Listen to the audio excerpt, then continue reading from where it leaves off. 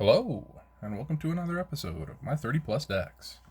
Today I'm going to be showing off one that's, I kind of think of it as a unique idea for me, but it's definitely something that I built from scratch years ago, and I keep on fixing it up. This is Ramos Dragon Engine, but this is a Super Friends Ramos Dragon Engine. Rainbow Super Friends, so this really started in War of the Spark. I pulled a number of Planeswalkers, including at the time it was like 2 or 3 Nicol Bolas Dragon Gods. Either way, I bought a bunch from that set. And so a number of these cards are from War of the Spark. As far as it goes, I do have a couple of Japanese cards in here, but I do know what they do, so that should be fine. And yeah, this is just a whole bunch of 1/1 counters and proliferation and Planeswalker synergy. I can't even necessarily say if it's general Super Friends because this is kind of a homebrew. Yeah, let's jump right in. Here we go, and turn 1. Let's go. Because I didn't quite organize my hand, but I was fine with it. A little bit slow, but not too bad. It's going to start off with tap land, Nomad Outpost, and pass to turn 2. Let's see. Let's go with a Savage Lands, enters tapped, and then let's go to turn 3. Okay.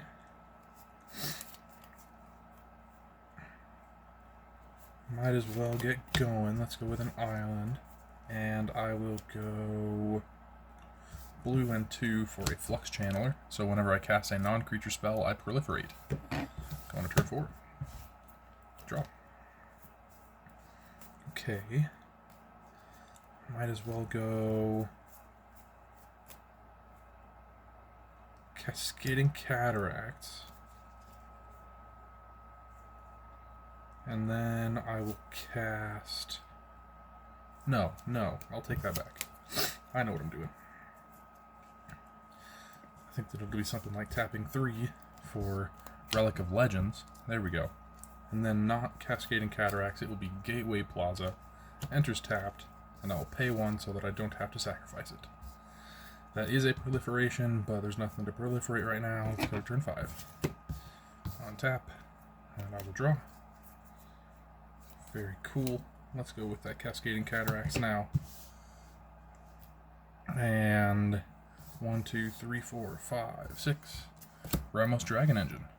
I didn't even read the card, so here it is. It's a 4/4 legendary artifact creature dragon. Has flying, of course. And whenever I cast a spell, I put a 1/1 counter on Ramos Dragon Engine for each of that spell's colors. And then I can remove 5 1/1 counters from Ramos and add pretty much double WUBRG, double rainbow, something like that. 2 white, 2 blue, 2 black, 2 red, 2 green. I activate this only once each turn. So that's definitely something that I have to keep in mind as well. Let's go to turn 6. There we go. Yeah, 6 cost out before turn 6 is really what I was hoping for. Untap and draw. Now comes the fun part. If I can make it happen. 1, 2, 3, 4, 5, 6 to work with. That's not even a bad idea. Blue, red, white.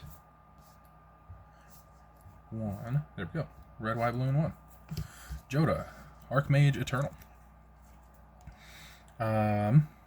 On cast, I put 3 1/1 counters on Ramos because he is a 3-color spell. And I may pay Rainbow, just WUBRG, rather than the mana cost for any spell I cast. Which effectively, if I have 2 expensive cards or something like that, then I could pay... I guess I could activate Ramos' ability to cast 2 things, any 2 things, which is pretty neat. Okay, But then I'm going to go Gateway Plaza for a blue, Relic of Legends for 1. Yes, I think this is the right call. I will cast Contentious Plan, and on cast, that is a blue spell, so Ramos gets a counter. On cast, that is a non-creature spell, so I proliferate. And then the spell resolves, I proliferate, so he is up to 6 counters, and then I draw a card. Oof. And now it's worth it to just go with a -5 counters. And I will represent that. Well, I guess I'll just go 5 dice. Oh, come on, dice. 3, 4, 5. 1, 2. So that's white, blue, black, red, green. And let's start off with white, blue, green, and then I'll use 1 red because I really don't have much red in this deck for Tamiyo Field Researcher.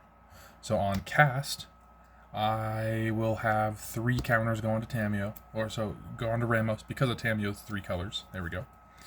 Also on cast, that is a non-creature spell, so I proliferate. Ramos is back up to 5 counters. Heck yeah. I can then do something like, because Tamiyo is currently at 4, I will do something like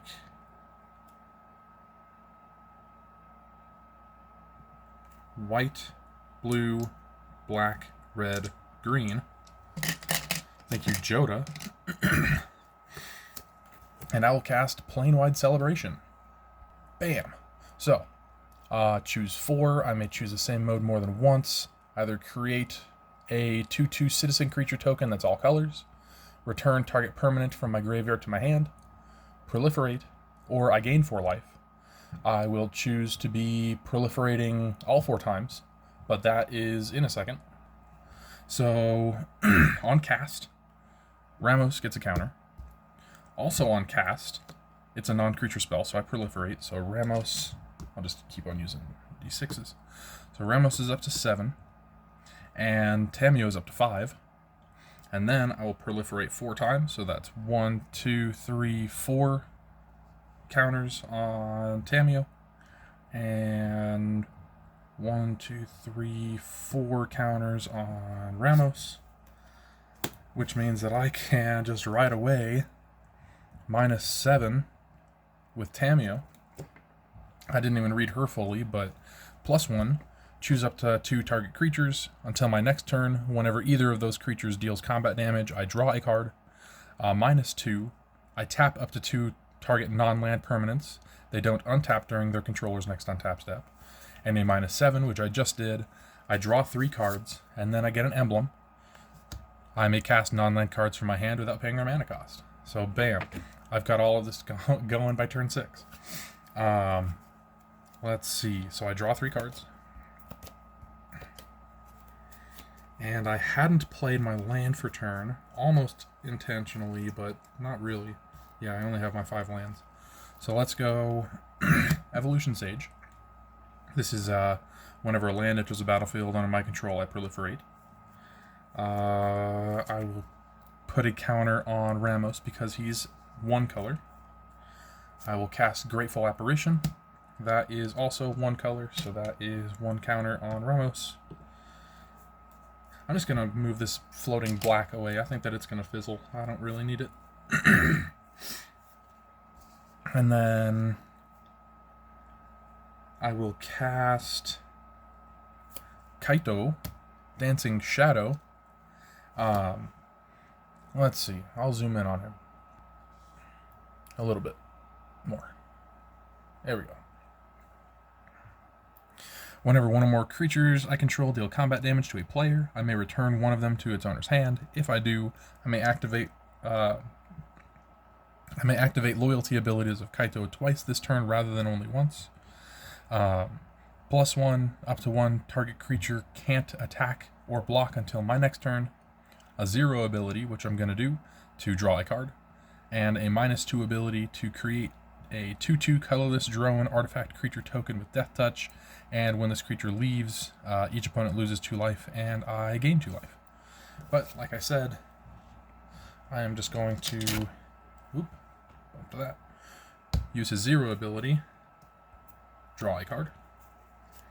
And yes, I'm a little bit running out of gas, but that's fine. Yeah, I'm going to play one of the cool, I think it's cool, Vivid Grove. So Vivid Grove enters with 2 charge counters on it. I can tap it for a green, or I can tap it, remove a charge counter from it, and add 1 mana of any color. So this will be entering the battlefield tapped with 2 charge counters on it. And my Evolution Sage will see that, and the land entering, I proliferate, which gives it a 3rd charge counter. I put a, let's see, that is a 14th counter on Ramos, a 4th loyalty on Kaito, a 3rd loyalty on Tamio. Alright. As far as combat goes, the other very cool thing about this deck that I just think Ramos makes one of the best rainbow commanders ever.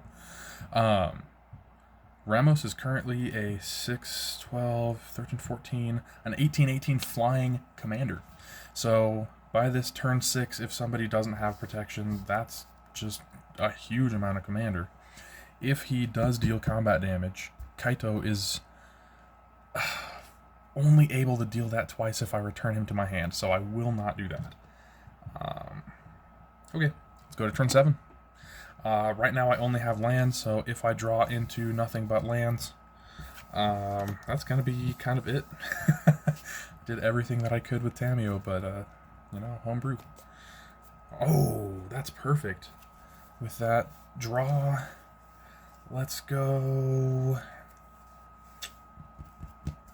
Well, here's what I do. Karth the Lion. So when he enters, or whenever a Planeswalker I control dies, I look at the top 7 cards of my library. I may reveal a Planeswalker card from among them, put it into my hand, the rest on the bottom in a random order, and Planeswalker loyalty abilities I activate have +1. So that +1 would be a +2, this 0 would be a +1, the -2 would be a -1, the -7 would be a -6, but I think that the only reason that I do that minus is to draw, so... Anyways. And just as far as my hand goes, I also have an Eerie Ultimatum in case of a board wipe, but that's not... This is more of just a preparation. It's also if I had used a final minus to actually have Tamio go to the graveyard, I could use Eerie Ultimatum to get her back. And then lands, Frontier Bivouac, and a Vivid Creek. So pretty much, my only thought was, do I want to draw first or do I want to cast Karth? It really doesn't matter because I don't know the top cards. So I just want to draw. No. I'm not going to draw because Karth is not out yet. I want him to be out, and then this is more effective. So Karth on cast, that's 2 more counters on Ramos. That's 16, that's a 20/20 flying commander, which is awesome. And because of the Tamio emblem, I don't even need to use the -5 to do that. It's just a consistently growing Ramos in a rainbow deck. It's his elements. So I look at the top 7, 2, 3, 4, 5, 6, 7, and it's a whiff. Oh my gosh. That's okay. That's okay. I will shuffle these up. So it's put on the bottom in a random order. So since that didn't pan out, I'm going to 0 with Kaito, which is now a +1, and I will draw. And bam. Something like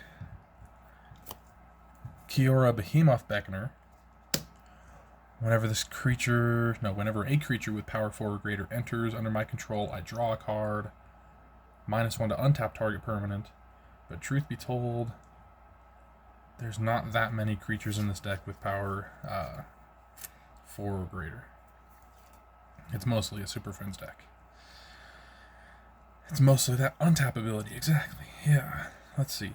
On cast, that is a 2-color spell. So that's 2 counters on Ramos. And then I proliferate because it's a non-creature spell.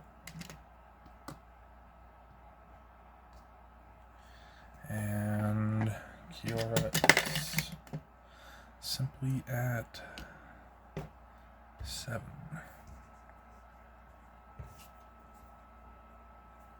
But the cool thing is Kiora has a -1 ability to untap target permanent, and Karth the Lion makes that ability +1 to activate. So that's just a 0 ability to untap target permanent. Tamiyo I have not done, so let me +1, which becomes a +2. I will choose Ramos,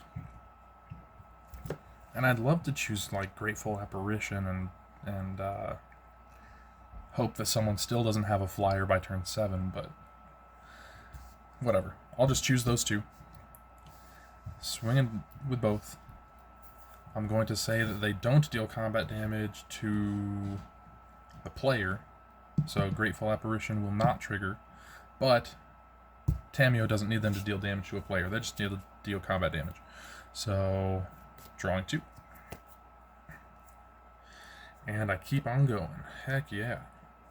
Let's go with the Aether Spark. This is second main phase. Post-combat main phase. The Aether Spark is colorless, so no counters on Ramos, but has cool abilities. So +1 to attach it to up to 1 other creature, put a 1 counter on that creature, and then as long as it's equipped to a creature, it can't be attacked, and has whenever the equipped creature deals combat damage during my turn, I put that many loyalty counters on the Aether Spark. So very cool with Ramos right now. -5 to draw 2 cards, -10 to add 10 in any 1-colored mana pool. Neat. On cast, that is a proliferate. Second one there. Let me... You are at 4.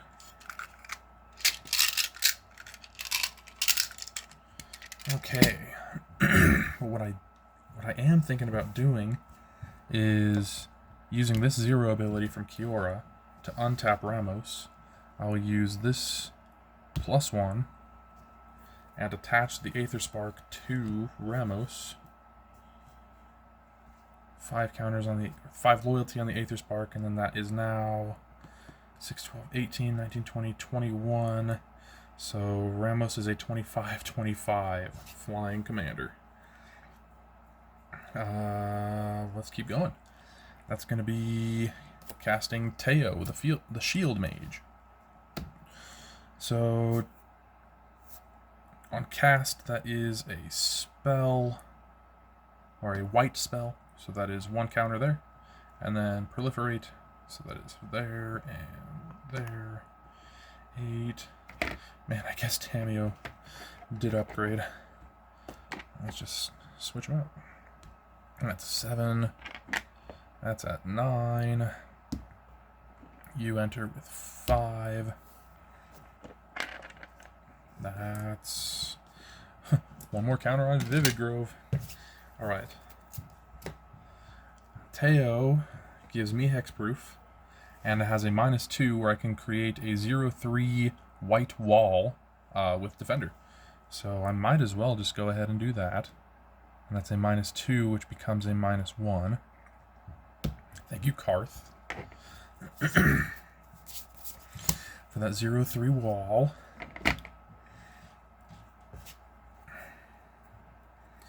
And that's very true. Kaito.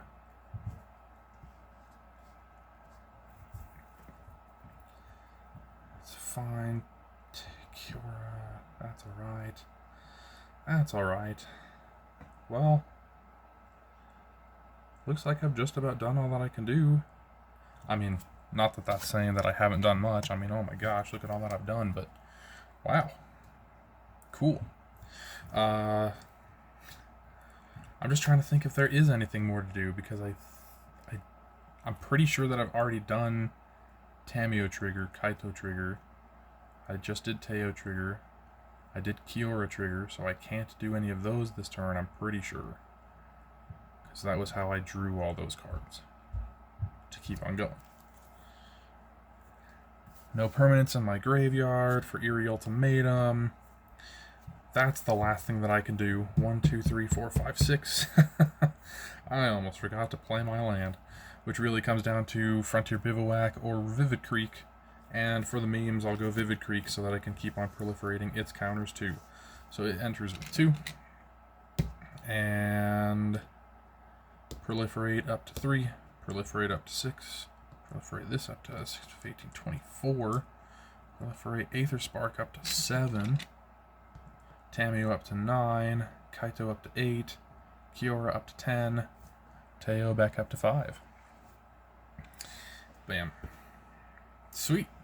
Yeah, since that was over 20 minutes, I think I'm just going to call it with one playtest on that one. Yeah, this is a deck that I've been working on for a while. Like, it's literally been since War of the Spark came out that I've been working on this deck. Honestly, one of the best things about Edge of Eternities is that there's so many decks that I can just put things into from that set. This one, I guess, didn't get a whole bunch of upgrades, but I definitely did pull a Mana Confluence, and so that is a very nice, pretty land in this deck. Anyways, yeah, this freaking did exactly what I wanted to do in any game.